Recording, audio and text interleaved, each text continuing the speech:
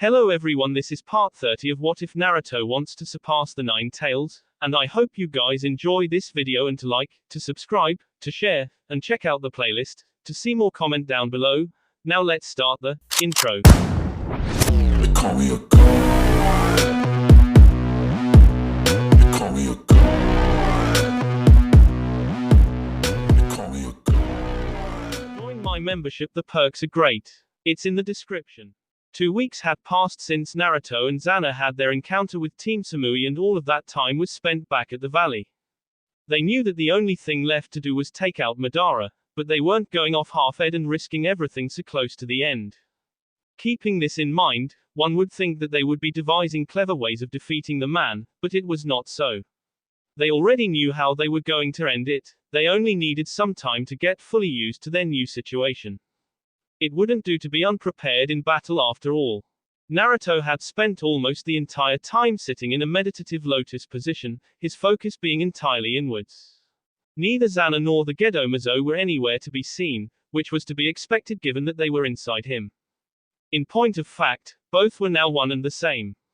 Naruto and Susanoo had decided that they couldn't afford to be leaving anything to chance, so they had drained everything out of the Gedomazo, to the point that the Juubi's ancient spirit had dispersed into nothing. With Naruto greedily sucking up its immortal life force with all 8 gates open and being completely drained of the infinitely self-regenerating chakra of the Bayu, it couldn't sustain its existence anymore. It was pretty funny to think that what was basically a god, or what was left of one, had S-like a chump.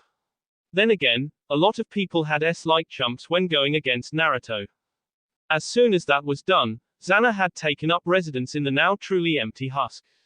Unfortunately, she hadn't been able to do anything much with it.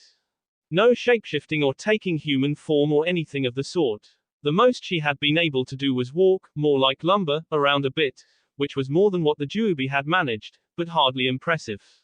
Clearly, the Gedomazo would only be restored once it had the combined chakra of all 9 Bayu. After that, Naruto had completely removed the Reaper Death Seal from his body and created a new one. His old seal was great for sealing chakra and with some modification, natural energy, but it was no good for anything physical. It didn't take him long to make it really. Though complex, it was well within his ability, and it even involved some space-time meddling to make it functional. How else was such a huge thing supposed to fit inside him after all?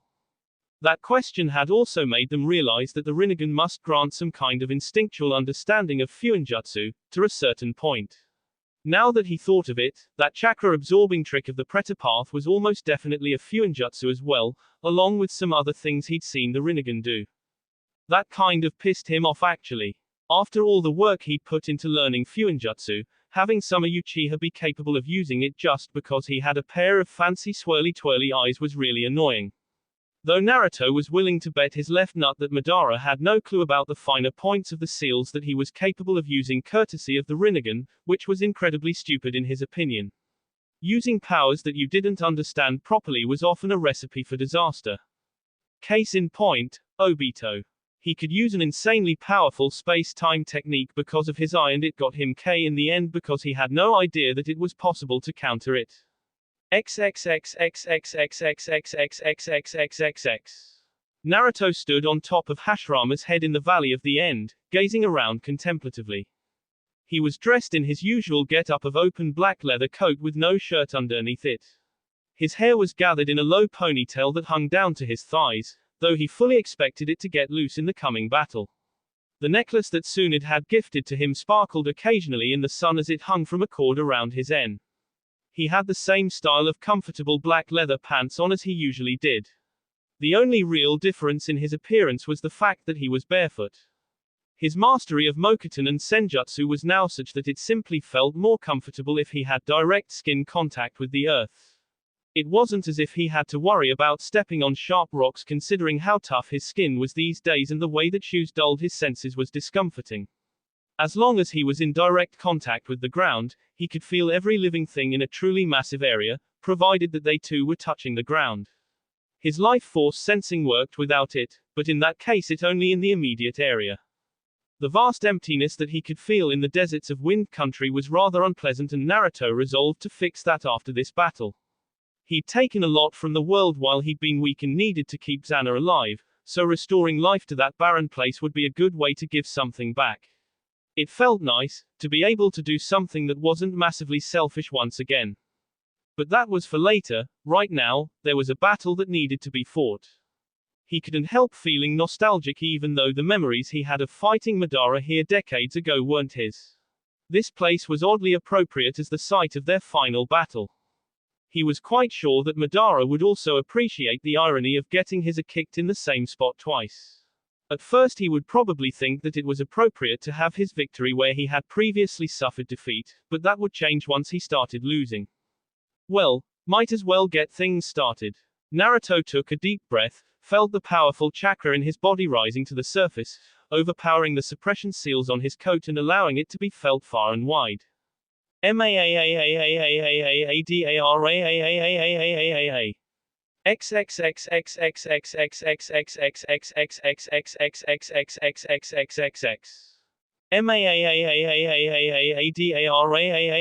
Madara. The head of the man in question snapped up as he felt the enormous chakra presence suddenly into his senses.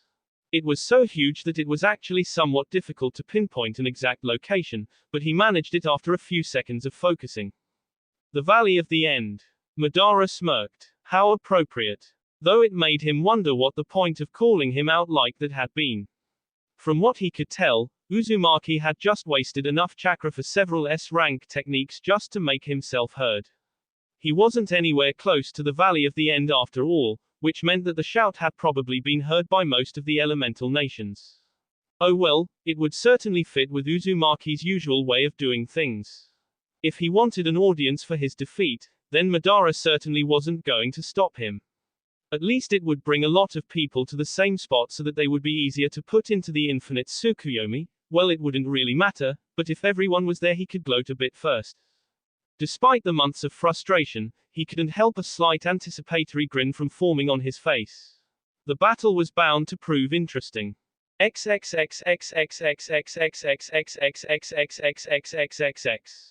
Oh dear, you appear to have cracked poor Hashirama's head. Zana commented with amusement. They just don't make statues like they used to. Naruto replied, shaking his head in mock sorrow as he jumped away from the crumbling statue. All it takes to break them is some chakra-enhanced screaming. He is coming, the demoness said, feeling the rapid approach of their enemy as he came within range of the combined sensing. It is as we suspected, he has made himself the Hachibi Jinchuriki. No doubt he has begun to fear what we would be able to do should Gyuki have remained in the open. With good reason, Naruto replied with a smirk, though I am surprised that the idea managed to penetrate his arrogance. He must have gotten so bored while we kept him waiting that he actually started thinking again. Zana reasoned. At least we won't have to search for your errant sibling. Considering the gamble we are taking right now, it would have been quite inconvenient if the idiot had the foresight to hide it instead of use it for a power boost. Zana made sniffing sounds, as if she were on the verge of tears. It sounded horribly fake. Would you not have loved me anymore if I looked like a giant dried up statue forever? Of course I would still have loved you, my dear. Why, if that happened, I would take you on dates all the time. I'm sure we could have found a tea house that serves portions appropriate for something the size of a small mountain. That would certainly have been an amusing experience. Oh, what's this? Naruto asked ironically as he wiggled his toes in the grass, feeling the approach of many human lives through the earth. It seems that the audience is also coming, though they will almost certainly miss the opening act. Good. Everything is falling into place. Two long-haired men stood in the Valley of the End, facing against each other with the wind dramatically ruffling their hair. One was wearing red armor of an old design, with a gunbai and kama crossed on his back, while the other was cloaked in black with the hilt of a great nodaki peeking over his right shoulder. Both were standing in identical positions with their arms crossed and disdainful blank looks on their faces, staring into each other's eyes, standard Sharingan into gold orange. Madara was standing that way because that's how he always stood. Naruto was standing that way because he was being an A, and because he felt that this innately infuriating stance was definitely something that he would be stealing from Madara. He mentally called it the troll pose no jutsu. Just as Madara was about to lose his patience with the silent staring contest and say something, Naruto uncrossed his arms and pointed the clawed index finger of his right hand at Madara with a grin spreading over his face. He couldn't help it, he was going to enjoy beating the crap out of this guy. Let's dance. The Uchiha's eyes widened slightly in surprise at having his catchphrase stolen, but a tiny smirk soon followed. Yes, let's. There was no need to be overly wordy right at the start. The two powerhouses ran at each other without drawing their respective weapons, both obviously more interested in a taijutsu battle first. At first, Madara had a slight advantage due to his Sharingan, but that rapidly evaporated as the holes in Naruto's defense closed up and the battle degenerated into high-speed blocking and evading. Madara quickly noted how very similar Naruto's fighting style was to Hashirama's. As he blocked another powerful punch with his forearm and returned with a kick that was blocked by Naruto's shin, Madara realized that there was a single distinct reason why Naruto was a superior taijutsu combatant in comparison to Hashirama. Hashirama's blows hadn't felt like the hammer of God. If it wasn't for the Asura Path enhanced toughness and strength granted to his body, something that he could use even without the Rinnegan being active, Madara was sure that his bones would already be cracking. The fact that Naruto seemed perfectly capable of shrugging off his return blows despite the massive strength behind them meant that taijutsu wasn't going to be deciding anything here. His Sharingan had already seen that any damage inflicted on Naruto was healed far too swiftly for it to matter. Apparently coming to a similar conclusion, Naruto decided to spice things up a bit and spat a stream of slimy-looking liquid towards Madara's face. The Uchiha easily saw it coming and leaned away so that it flew past him. Out of the corner of his eye, he saw the ground sizzle and melt where it landed. That was the Rokubi's acid slime. Madara realized, having seen the Bayu chakra infusing it. He actually succeeded in pulling the chakra out of the Gedo Mazo. Without the Rinnegan he couldn't have split it again, which must mean that he has the combined chakra and abilities of 8 Bayu inside him. I'll need to watch out for that. At the same time as he was reflecting on this, Madara was also leaping backwards and making rapid hand seals. Kaiten, Goku Mekyaku, Fire Release, Great Fire Annihilation. Naruto looked at the approaching wall of fire and almost scoffed. Sure, it was a fancy fire technique, but it didn't do any good against a powerful enough water user. Suten, Suijin Heki, Water Release, Water Formation Wall. A vast torrent of water spewed from Naruto's mouth and crashed against the wall of fire, extinguishing it and creating a lot of steam. Feeling a flash of aggression from the side, accompanied by Madara's powerful life force, Naruto drew the Kusanagi and S-it against the approaching Kama, using his superior strength to push the sharp tip away from him, glaring the Uchiha right in the eye as he did so, noticing that they were already transformed into an eternal Mangenkyo.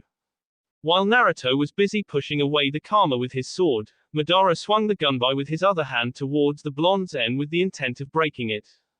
Naruto's arm rose up and blocked it, making Madara's eyes widen when he noticed the coral that had grown on the arm to form a shield with which the blonde had blocked the edge of the gunbai. The Sanbi's coral and water element. Madara realized, now understanding how his opponent had been able to use the water technique without any kind of hand seals. His mastery of the Bayu chakra is impressive, doubly so as he has no dojutsu to aid him. Madara himself had easily subdued and mastered the power of the Hachibi, but he could admit that it would have been far more difficult without the Rinnegan and its power over all chakra, including that of the Bayu. After another brief exchange of blows from their weapons which resulted in a stalemate, Naruto's cheeks bulged and he started spitting out highly compressed balls of air, forcing Madara to dodge around to avoid them. The air balls blasted holes into the surrounding rocks, trees and tore trenches in the earth. That must be the Ichibi's wind element. Deciding that he had enough dodging, Madara swung his gunbai at the next group of air balls and reflected them back at his opponent with even greater force. His eyes widening slightly in surprise, Naruto freely let Zana have momentary control as she responded to the situation by blasting a stream of extremely hot blue fire at the approaching wind, overpowering it and once again sending it back to the Uchiha. Madara responded by raising a thick wall of wood to block the flames, the chakra-enhanced wood easily up to the task. The battle lulled as they stared at each other across the fire now burning merrily in between them. I guess that's it for the warm-up then. Naruto said while cracking his N, not even slightly winded by the recent exertions. You are proving to be a quite interesting Uzumaki. I haven't had this much fun since I danced with Hashirama. Madara replied, just as fresh as his opponent. Hang on a second, Naruto said, raising one hand and apparently focusing on something else, his bare feet digging slightly into the ground, sensing something through the earth.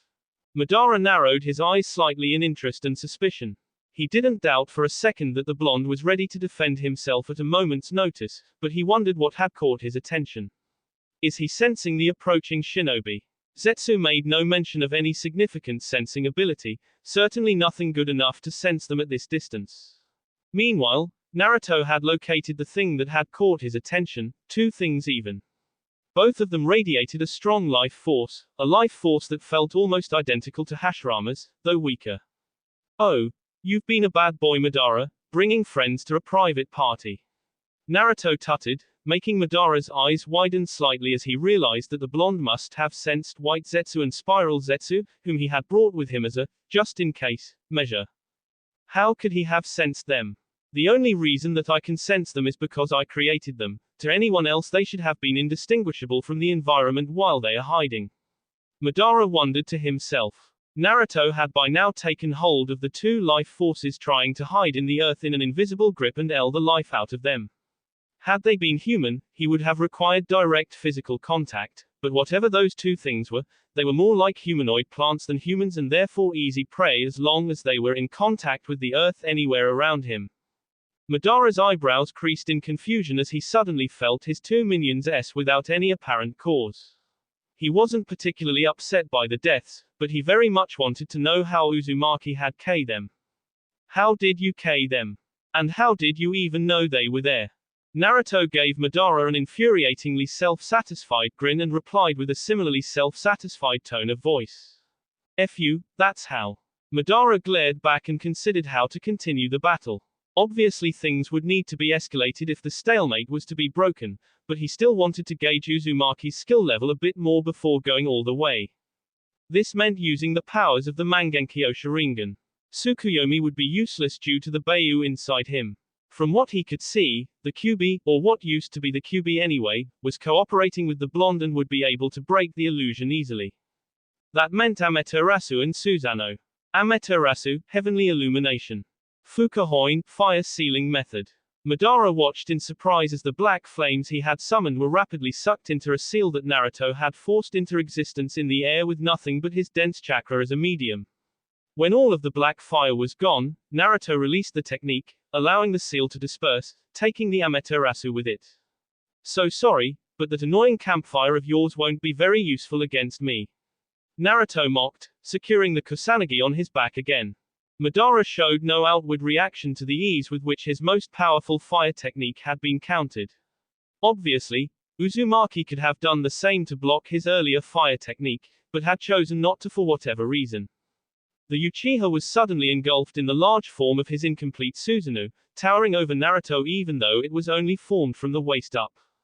You know, Naruto began talking in a contemplative tone of voice, not the slightest bit concerned about this new development. He had plenty of ways to bust that thing open after all.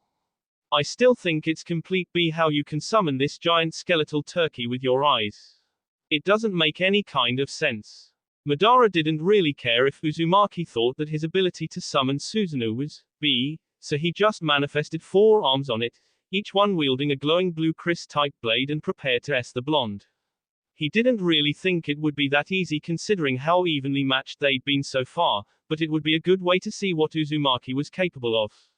Naruto rapidly dodged away from the attacks of the giant 4-armed specter and created a powerful, dense Rasengan in his right hand.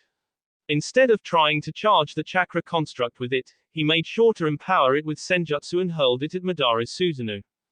Susanoo's ribs cracked, but unfortunately did not break from the force of the thrown Rasengan. Not enough power behind it. Naruto cursed as he kept away from the glowing swords of Madara's chakra construct.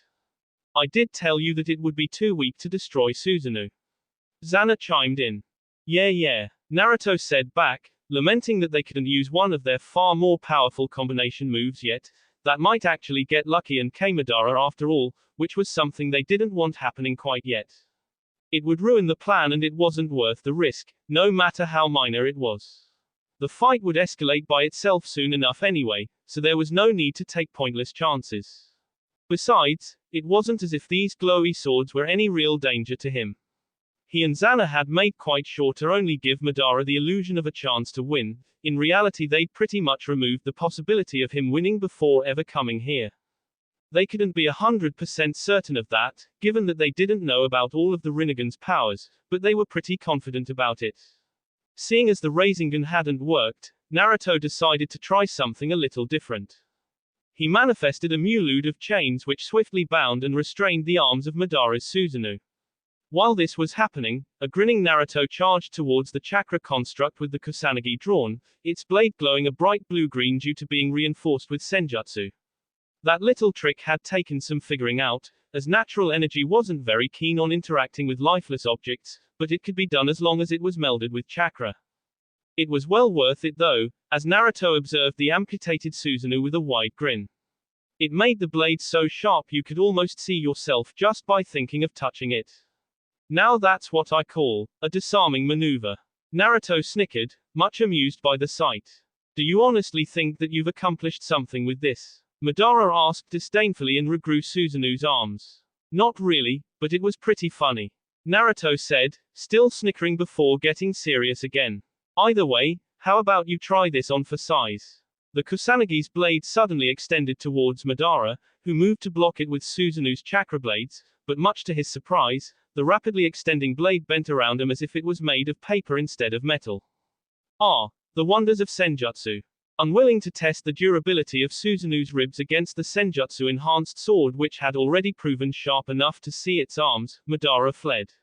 As he had half expected, the blade continued to chase him, until he used his gunbai to smack it aside, which also served to disrupt the senjutsu chakra in the blade and caused it to retract back into its normal Nodaki form. Madara was once again thankful for his gunbai. His favored weapon was a one-of-a-kind masterpiece. Far more durable than its frail appearance would suggest, it could also reflect any chakra used against it, which had proven itself incredibly useful many times already. Naruto raised an eyebrow as the Susanoo once again flared to life around Madara, wondering what the Uchiha was up to this time. Honestly, once you had a good enough way of destroying that thing, it wasn't as awesome as it looked.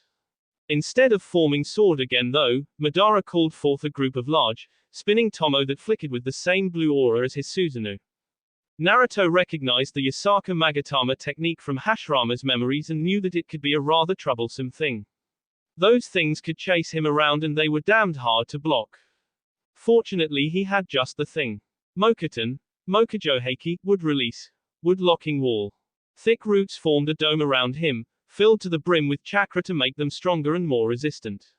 When the Yasaka Magatama entered it, it easily held against the assault. The Mokuton was interesting like that. You'd think that rock would be harder than wood, but the special chakra-powered wood was in fact far more durable. It would take an attack that was far more powerful than the Yasaka Magatama to break through it.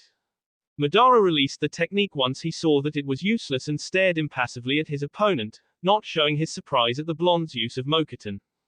How did you come to possess the Mokuton Uzumaki? Well, Mommy and Daddy got adventurous one romantic night and decided to have S on the largest tree they could find. In a bizarre sequence of events, some tree sap got mixed with Dad's sperm when he got Mom pregnant. Now, this particularly tree still had Hashirama's chakra in it, so I eventually manifested the Mokuton. Naruto explained with a serious look on his face. Madara said nothing, but he knew that he had just been told, F you, that's how, once again. Deciding that they'd played around long enough, Madara activated the Rinnegan and formed a two-sided Susanoo, each of which held a different hand seal, while he held the third. Tengai Shinsei, Heavenly Obstacle Quaking Star. Naruto quirked an eyebrow at the giant meteor that was coming at him. I guess Madara is just about ready to get serious. It was about time. Xana said impatiently. Well then, let's see how he deals with my counterattack. Naruto replied to his wife with a smirk and drew the Kusanagi again. Throwing himself at the meteor, Naruto focused a great amount of senjutsu chakra-enhanced wind into his sword, the extremely chakra-reactive metal absorbing it quite easily. When he was nearly there, he swung the Kusanagi at the meteor with a powerful arc, sending a thick and easily visible wind blade right through it. Itaryu, Senpo, Wakusei Bunkatsu, One Sword Style, Sage Art, Planet Splitter. The meteor split cleanly along the middle and Naruto flew in between the two halves, sheathing the Kusanagi on the way. Knowing that he was going to need more strength for what he was planning to do next, he activated the strength-enhancing seal and opened the first 5 gates as well. The half which was on the same side as Madara, he kicked and sent flying towards the general direction of the Uchiha, while he sank his claws into the other one and grabbed it tightly. Madara had taken to the air as soon as he'd summoned the meteor, so as not to get hit by his own attack, and he'd been quite surprised to see his opponent see it in half. He did nothing but raise an eyebrow as one half of the meteor was sent flying at him but came up short because Naruto hadn't kicked it hard enough. He couldn't quite keep the shock off his face, however, when he saw the blonde grabbing onto the second half and throwing it at him. It was obviously straining him, as he could see veins bulging all over Naruto's body from the effort, but it was still a sight to see. What incredible physical power. That is a strength far greater than what he showed earlier. Madara thought to himself. He knew that such a feat was beyond him. That half of a meteor had more than enough power behind it to pulverize his Susanoo and flatten him along with it, and it was far too large and traveling too fast to avoid. Fortunately, he had other means of defending himself. Shinra Tensei, heavenly subjugation of the omnipresent god. The powerful opposing gravitational force hit the rock and negated its momentum while simultaneously crushing it into harmless smaller rocks. The two combatants now gazed at each other, and Madara raised an eyebrow when he saw that his opponent was hovering in the air just like him. That would at least explain how he had even managed to throw the giant rock while in mid-air. So you've learned to fly as well, Uzumaki? What a stupid question. Of course I did. It's far too useful a technique, not to learn. Naruto said in between pants, still feeling strained from the effort of what he'd done, though his energy was returning rapidly. He'd closed the gates already and deactivated the strength seal. There was honestly no need for either just yet. He must have somehow learned it through the Nanabi's chakra, that Bayu is capable of flight.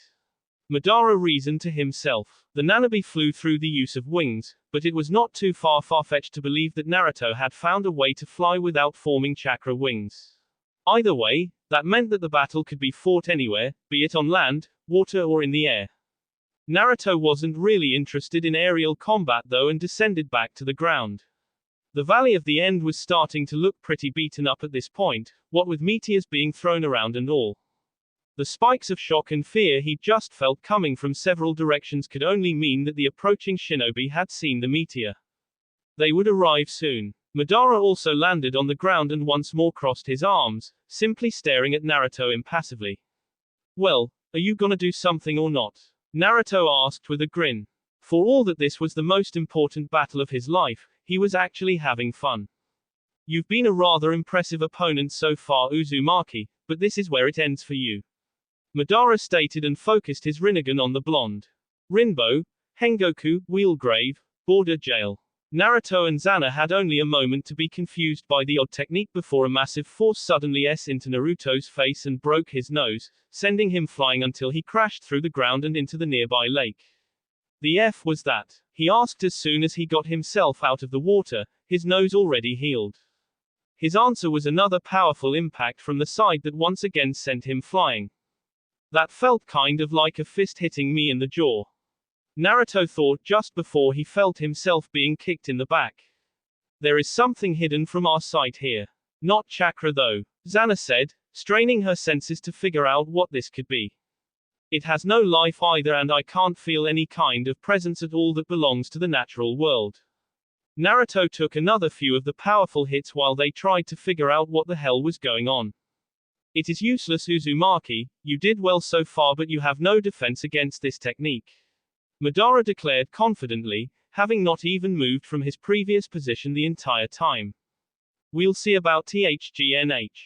Naruto extracted himself from the hole in the side of a small cliff and shook his head. It was a dangerous technique to be sure, but Madara didn't seem to understand that it was also useless. No matter how many hits he took, he'd just heal, and with Zana supplying an infinite amount of chakra, there was no danger of running out of juice. I think I know what's going on, Zana said while Naruto stayed in a wary, guarded stance. I can sense a shadow of Madara's malice every time you take a hit.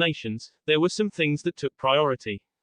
Seeing two men engaged in a vicious battle while gigantic tree roots scythed through the air like the tentacles of some massive parasite was one of these things. The fact that both were infamous enough to be easily recognizable and that neither was supposed to have the legendary Mokuton, yet both apparently did, certainly helped. By the time the remaining 4 Kage and their elite troops plus Jiraiya all got to the same spot, the battle had escalated to the point where random explosions from ninjutsu were a fairly common sight. By mutual unspoken agreement, the war was put on hold due to extenuating circumstances. Another mutual unspoken agreement was to leave the bulk of their forces well out of the way, both to avoid having them become collateral damage and to prevent any fighting between them. What the hell is going on? I bellowed over the thundering sound of cracking wood when Naruto punched one of the larger roots into oblivion. Jiraiya very quickly summarized the situation, along with the underlying reasons for the conflict between Madara and Naruto. Why weren't we told of this? Both of them are threats to the entire world. A Kage summit should have been called. Onoki demanded. Tsunade kept it quiet at Naruto's request. He convinced her that fighting Madara openly would only result in a lot of pointless deaths. She agreed with him that with the power of the Rinnegan, there was no point in confronting him with force, so she trusted that Naruto would find a way to defeat him. Jiraiya explained. No doubt just a front so that Uzumaki could act unhindered. Onoki spat cynically. Jiraiya-sama, do you have any suggestions for what we should do now? Mei asked diplomatically. Jiraiya only had a brief perverted thought pass through his head, despite the fact that usually he would have been drooling at the sight of such a woman.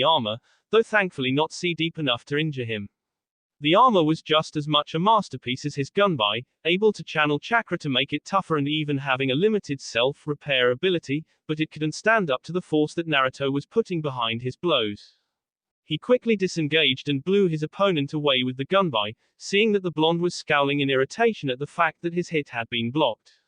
If not for the armor, that hit would have taken his arm off and disadvantaged him severely until he could use the Rinnegan and the Hachibi's chakra to grow a new one.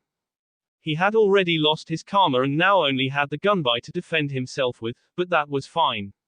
The karma wasn't up to scratch for this battle, but he would definitely be taking that sword once Uzumaki was defeated. It was incredibly inconvenient that the black chakra rods which he could create through the outer path were of no use in this battle. Naruto could create them as well, making them no more useful than sharp metal poles. If he could have used them to disrupt the blonde's chakra, then the battle would have been long since over, but it just wasn't that easy. Anyone that could summon the chakra rods was also able to prevent their chakra from being disrupted. That armor of yours is really pissing me off, Naruto said with a scowl that turned into a grin as he curled one hand into a claw shape and pointed it towards Madara. Jiten, Jiki Sekai, Magnet Release, Magnetic World. Immediately, Madara felt the armor plates attached to his clothes being pulled away from him. Being unable to come up with any counter, he simply removed as much of it as he could by himself. Though the top half of his undershirt was torn off along with the armor, but at least he had managed to save his pants. It would have been rather embarrassing to fight in his underwear. There. Now that's better. This way I can see open your fish white belly. Naruto, grinning at the prospect. Madara glared at Naruto from where he was standing, the many tree roots that each of them had been controlling going still. This battle was being far more difficult than he had anticipated. Naruto was matching him move for move and didn't seem to have any trouble doing it. What he lacked in precision he made up for with brute force and durability. No injury that he sustained would stay on him for more than a few seconds before it healed. Granted, Madara was also healing by siphoning off the Hachibi's chakra, which put them at a stalemate. If he was perfectly honest with himself, Madara was having the time of his life with this battle, but they'd been fighting for nearly 2 hours already and the only thing either one of them had to show for it was the destruction of the environment. You've certainly proved that you know how to dance, Naruto, but how will you deal with more than one opponent?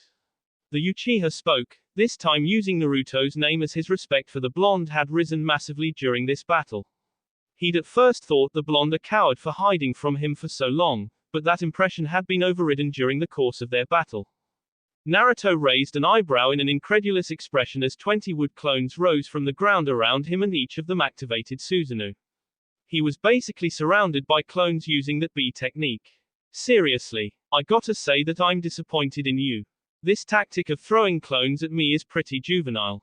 Let's show this fool exactly how outclassed he is. Zana purred eagerly. Naruto didn't reply and instead reached out with his arms and hooked his claws into the air. He'd really wanted to use this one ever since he'd learned how to do it, but had lacked the excuse until now.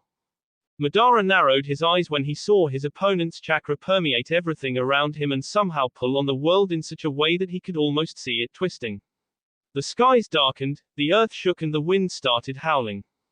Tenpenchi, natural disaster befalling heaven and earth. Everything seemed to come to a sudden climax as natural lightning began striking everything, massive tornadoes formed and began to tear apart all they touched and earthquakes ruptured the earth.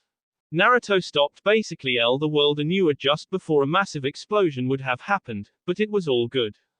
Madara's wood clones had been annihilated, while the original had taken to the air and used a shield of gravity to protect himself. That was something that only the 10 tails should have been capable of. How can you possibly use that technique? Madara questioned, his bland tone hiding his shock.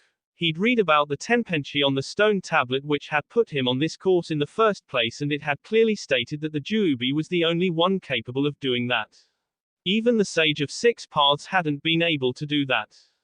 I'm glad you asked, Madara. Naruto grinned at him. F you, that's how. The technique was actually remarkably simple merely impossible in practice. For most people, all you needed was an incredibly powerful life force, massive chakra reserves, a connection to nature and the skill to use it, or in other words, you needed to be a sage with a godlike life force. After that, all that you needed was to use that life force to pull on the world until it rebelled against you with a series of natural disasters. He'd done a miniature version of it against Nagato completely by accident, which was what had led to discovering the ability to do the real thing once he'd schmoozed the life out of the Gedo Mazo. Even now that he'd stopped, the skies remained dark with the occasional lightning bolt. It had also started raining and a stiff wind had picked up. Naruto and Zana both thought that it added a really appropriate atmosphere to the battle. Madara's eyebrow twitched briefly in irritation before he brought it back under control. The blonde was being incredibly annoying and it was starting to get to him.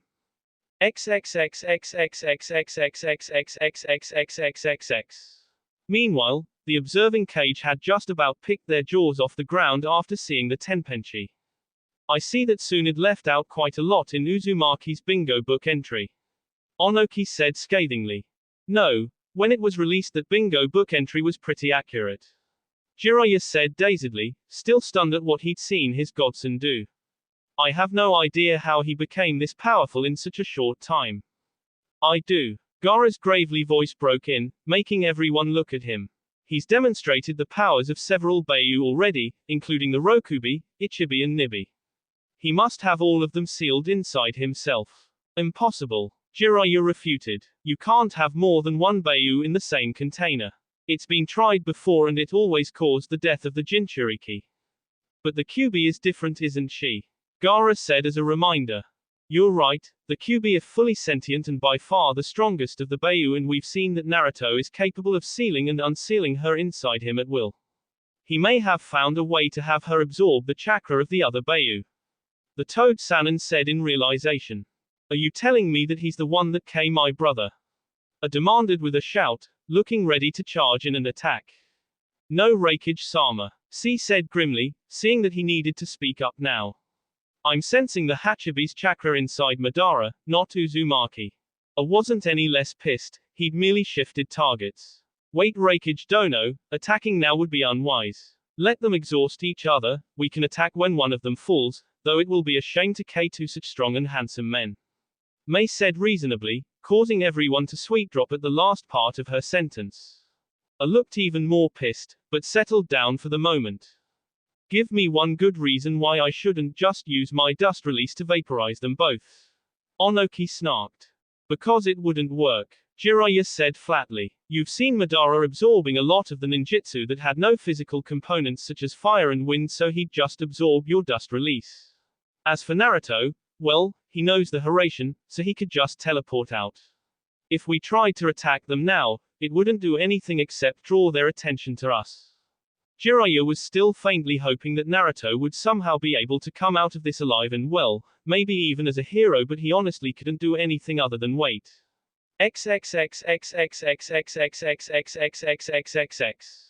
That will be all for this video. Be sure to like, subscribe, share, and comment down below for more videos. Goodbye.